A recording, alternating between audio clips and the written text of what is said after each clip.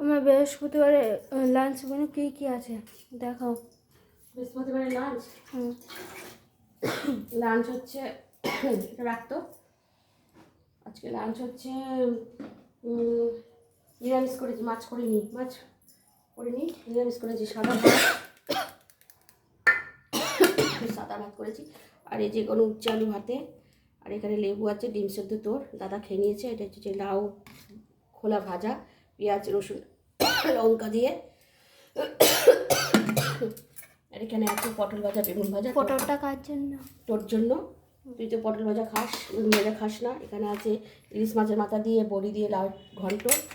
আর এখানে আছে শাক ভাজা, শসা কেটেছি। পর্যন্ত বন্ধুরা এই রান্না হয়েছে। আর আমাদের বাড়িতে বেশি রান্না করলে কেউ খেতে চায় না, সব রান্না পড়ে থাকে। এইটুকু রান্না হয়েছে। Tata, bye bye. যদি ভালো লাগলে ভিডিওটা কমেন্ট করে দিন।